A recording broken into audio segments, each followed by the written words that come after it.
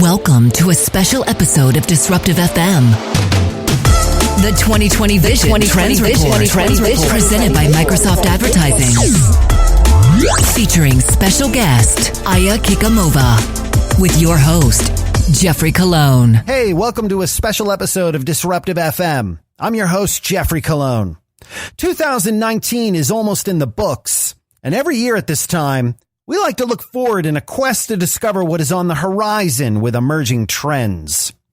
How will commerce, consumers, culture, and computing affect how we behave in the year ahead? Well, the Microsoft Advertising Brand Studio decided to dig for the answers in our 2020 Vision Trends Report. This is a deck we have created that is available as a download at microsoftadvertising.ai. My collaborator on the report is my brand studio colleague, Aya Kikimova. She and I sat down recently in New York to discuss our findings and generally geek out about the future. Here's a bit of that conversation. We hope you find it insightful. Before we dive into the future, let's take a look at the past and dissect two buckets of, these areas of culture, marketing, media, technology, and economics. Let's take a look at marketing first. What do you think about that? Yeah, marketing. 2010 has brought surveillance state. So that was the name of the trend from the 2010s. And surveillance state, really, to me, it's all about tracking. And it's all about trying to target and figuring out who is our customer, how do we reach them, is there remarketing, is there audience strategy, and audiences has become truly the main name of the game in the last couple of years. So I feel surveillance has definitely been a major trend where lots of companies are really trying to figure out how to reach their customers. And I feel like even on the consumer side, as a customer myself, I felt I've been followed quite a lot of times by a lot of different brands and advertisers. Yeah, I would agree that this is an interesting one from the last decade because, as we'll see when we go forward into the 2020s and dissect that, there's like a big pendulum swing there as a result of all of our activities from the past decade. Now, on the tech side, we've identified the trend as Alexa, what's in the news? What is this one all about? Obviously, we've seen a rise in smart speakers, but what kind of indicators has that led us to? I believe that in this past decade, in the 2010s, the rise of personal assistants has become truly a trend. And, Amazon has been selling these like hot pockets. And everybody has not one in their household, but maybe one for each room. Yep. One per household is not enough. It's just a favorite item in the house. And what's interesting about that is that it focused primarily on e-commerce, and the whole assistant is still kind of a new concept. So it's really in its infancy, I would say, in the 2010s.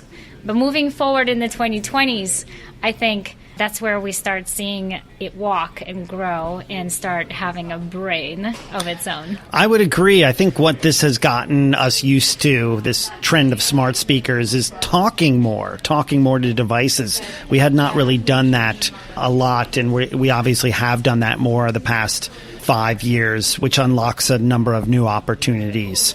Now, those are two of the 5 trends that we've looked at or dissected in the past decade. Let's put our futurist caps on here now and look at 2 trends from the 2020s. First, let's start in that marketing bucket. The trend we've identified is called blocked you, the friend zone. Explain a little bit more about this one. Well, Jeff, if you're not in my friend zone, I'm blocking you. That's all that it is. Oops, I'm in trouble here.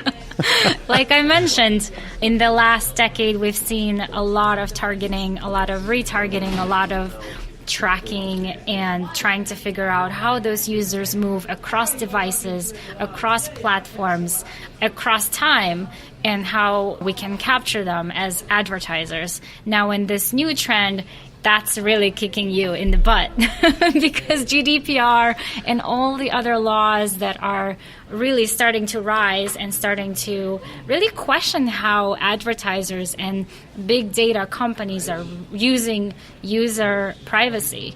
And if they're not taking good care and using it with reverence, then obviously there are consequences, like, some of the big advertisers and big platforms are really seeing across the world. So this is an interesting one because this is basically blocked you is a pendulum swing from surveillance state. So we think of the 2010s, the trend in marketing was surveillance state. Now this trend we've identified is blocked you, ad blockers. I mean, is this a natural reaction because of the actions from the past decade? That would be my natural reaction as a consumer. A lot of the browsers are now issuing what it's called ITP 2.0, as you've seen with Safari, essentially dropping the trackers and making it a lot harder for advertisers to continue tracking their user activity, which is understandable because if a user really wants and trusts the brand, it's truly about the trust. I think in this coming decade, trust is a huge underlying theme for this particular trend. If I am trusting this brand, I want to be in the friend zone, and that I will establish that friend zone and friendship through following that brand on social media like Facebook and Instagram, or search for it on different browsers and different search engines like Bing, for example. However, if there's a brand that I don't trust and I see that they're not necessarily using my data correctly, I will try to block them, and I will definitely use all the ad blockers to ensure that they're not following me around. So there's a huge shift towards the customer-centric experience, and CX will be a big part. And I think Microsoft has definitely already shifted in that direction. It's a huge part of our strategy. If you're not thinking about your customers and their experience of you as a brand, and their trust experience of you, what you do with their data and how you reach them and what you tell them when you reach them, then you are not necessarily playing the great game in the next decade. You might be swallowed by competitors. So the big takeaway for this particular trend is to ensure that you have really strong customer-centric strategy that puts you in the friend zone and not in the block zone. Yeah, I don't want to be in the block zone. Let's pivot here for a second. And of course, for our listeners, those who want to read all of the trends, you'll be able to download them in our special 2020 Vision Report at microsoftadvertising.ai. It will be available in January. The trend of tech, we've identified for the 2020s something we call victory of defaults. What is this, and how has the last 5 years of smart speakers and digital assistants led us up to this victory of defaults trend that we're identifying for the next decade? Yes, so this is, as you mentioned, a continuation of the trend from the last decade of rise of AI and personal assistants. And as I mentioned, we were born last decade as personal assistants, and now we're starting to make decisions, and really smart decisions, and we have to know the preferences of our users and of the brands and understanding of the landscape. So the rise of technology and AI is enabling us to make those decisions fairly quickly based on preferences and algorithms that have predictive models, and also conversational speech recognition, and all of the technology that we are, at the cusp of developing. So victory of defaults is truly about making those smart decisions and being in the default. And specifically for advertisers who are willing to play in this space and to win these digital marketplaces, it's important for them to account for what kind of default decisions these AI and personal assistants are making. So for example, if I am searching for a pair of shoes and I have a favorite brand I will share, which is a Bucket Feet. they might want to interact with me in multiple ways. If I have my personal assistant and I ask her about the shoes that I want to buy, obviously, what are the best shoes for, the next meeting that I have, and she knows my calendar, she knows who I'm meeting with, and she knows the style that I wear, then she can automatically kind of suggest Bucket Feed and then give me the coupons. At the same time, Bucket Feed is also all about art, and they support artists, local artists. So if I'm asking about there's an art convention or if there's some sort of new art gallery that opening or something like that, there is an opportunity for Bucket Feed. That's my favorite brand that I'm a loyal consumer, to come in and understand that that's an opportunity to engage and have a conversation with me. And then they can come in and say, hey, here's an art gallery that you might be interested in that is not far from our store. We are going to be in the art gallery sponsoring, and if you come by our desk, we'll give you a 20% discount for your next purchase. So there's so many opportunities to become the default and to reinforce your brand, and to, as it ties to our marketing trend, to become the friend and have that one-on-one relationship and very customized conversation that we can have together. Now, there was one point that you made that I wanted to ask another question on, which is you said conversational language. Already we're seeing a pivot where you can ask full questions in a search engine and it's going to try to give you the best answer.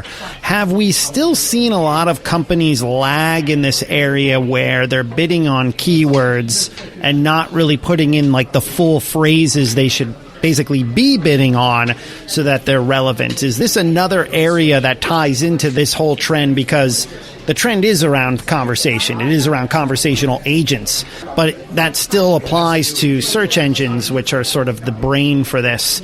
Should we have more teams sitting down and saying, hey, what are the various phrases that make up natural language that we should be bidding on, rather than just the keywords that we've bid on in the last decade? Absolutely. I think what a lot of advertisers and marketers are doing today is treating search and treating personal assistants as bottom of the funnel, and they're not really thinking about, well, how do we engage full on? Like, it's a conversation throughout. Once I bought, I'm not important anymore, for example, right? Like, in general, they just want a conversion and get out, and usually trying to capture those users at the very lowest funnel with keywords that we may potentially utilize as when we're ready to buy. However, as a consumer, my decision journeys, it can be, very complex and unique across devices, across time. Assistance and search is truly a conversation, and it's a dialogue. It's not just a one-way, one-time interaction. It's truly a relationship building platform. I think that's going to be the shift in the victory of defaults in this technology trend, in combination with the marketing trend, where we need to ensure that we view our consumers differently, and we view search differently and personal assistance differently as a conversation. Imagine I'm going to a fair and I'm talking to these different booths, right? And then one booth is like, hey, are you ready to buy? And I'm like, no. But the other booth is like, let's have a conversation. I want to get to know about you. What are your preferences? What's your favorite color? Of course, I'm going to go and buy with the booth and the brand that has a conversation with me, rather than somebody who's demanding my money in my pocket. So with that, I think that's the shift that we will be seeing towards the personal assistance and the conversational search. You're listening to a special episode of Disruptive FM. This is Geoffrey Colon and Aya Kikimova of the Microsoft Advertising Brand Studio. Now, Aya, let's pivot the conversation to be about you, since we talked a little bit about personalization on that last segment. What do you have on your radar as something that's exciting that you're keeping an eye out for in the upcoming decade? Oh, that's a nice, awesome question. Thank you, Jeff. I think there are so many trends that are happening, but as a geek in digital advertising, I love the idea of bringing augmented reality into the ad space and also merging the offline and online. I mean, that started happening with the tracking and all of the things that we discussed from the previous decade with the surveillance.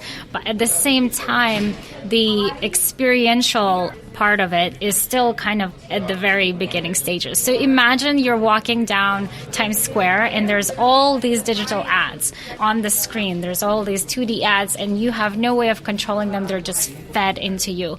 Imagine you pull up your phone and you starting to have an interactive AR experience with those ads, and you're able to customize them and interact them in a way that makes you feel like it's a game and it's fun, and you earn points, you get a coupon, you buy. You're just enjoying an experience as you're walking down Times Square versus you're just consuming these ads without a choice.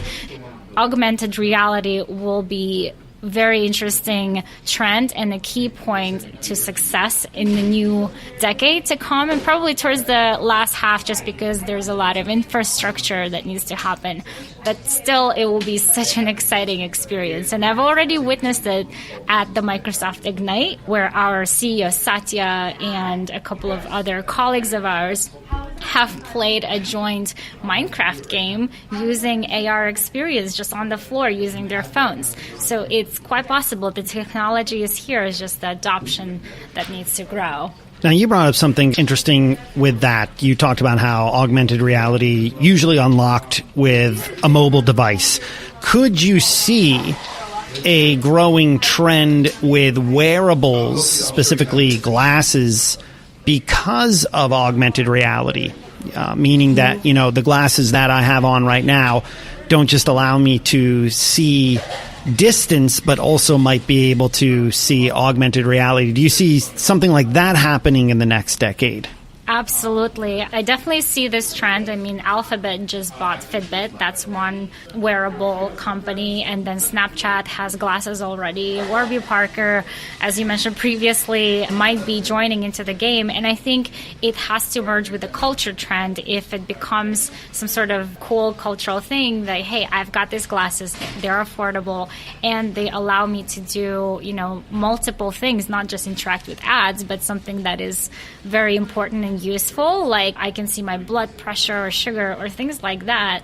That's definitely a factor. Yeah. I would wear glasses if they looked good and they gave me a lot of functionality, for sure. I think those are also trends, too, if we go back to the past decade. I mean, we saw Google experimenting with this with Google Glass, and then Snap got involved with glasses, and now I know Facebook's getting involved, and I've heard rumors that Warby Parker, who's not even a tech company, wants to figure out how to maybe even move into this area.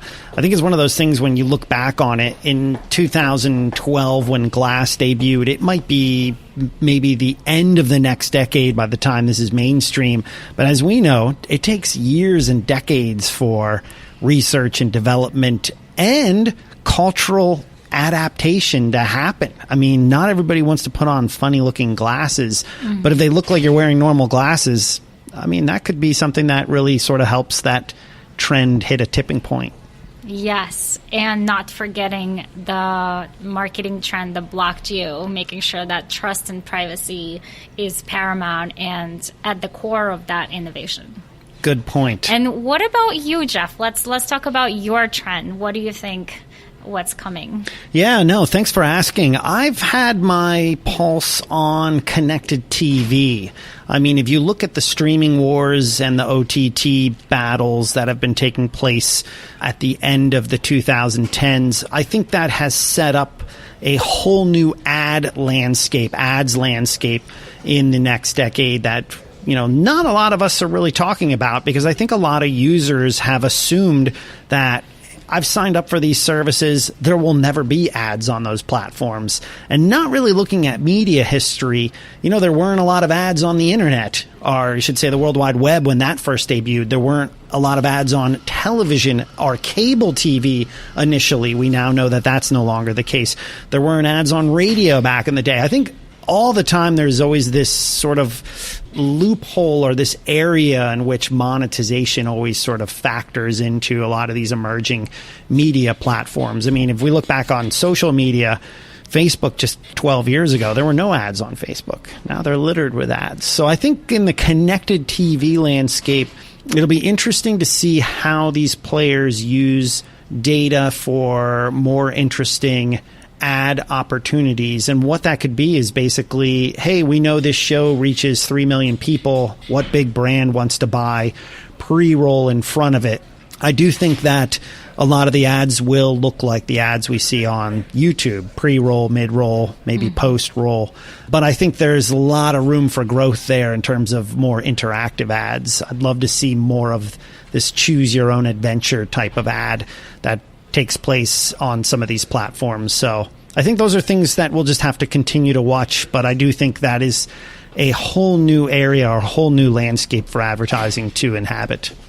I love that. I love that you mentioned the choose your own adventure. Just reminds me of the Black Mirror show. And I think, I don't know if that's a good or a bad thing, but yeah. I think it's a great thing. I love Black Mirror. I think that really sums up the whole theme of what we discussed today is choose your own adventure. And I feel that's going to be the main theme for the coming decade, whether it is in the culture, marketing, media, tech, or economics, is literally giving people choices and respecting those choices with privacy and trust. So with that, we are so excited that you are joining and listening in, and we have a lot more exciting information and trends that are coming up in 2020 January with a lot of tidbits and exciting guests. So stay tuned and Happy New Year. Thanks again. That was Aya Kikimova, my brand studio teammate and co-author of our Microsoft Advertising 2020 Vision Trends Report. We're excited about it, and we invite you to check it out, download it, and share it with your colleagues. It's available beginning January 13th on MicrosoftAdvertising.ai. Okay, that's going to wrap up a special episode of Disruptive FM. As always, the socials. We're on Twitter and Instagram at Disruptive FM. And please rate, review, and subscribe to the show. Find us on Apple Podcasts, Google Podcasts, Spotify, Stitcher, Spreaker, SoundCloud, YouTube, Deezer, iHeartRadio, and Pandora. From all of us here at DFM, have a happy holiday season and a future-ready new year. I'm Geoffrey Colon. We'll catch you next week. You've been listening to Disruptive FM with Microsoft Communications designer Geoffrey Colon. All thoughts are his own. Disruptive FM is produced in Los Angeles by Feeler Media.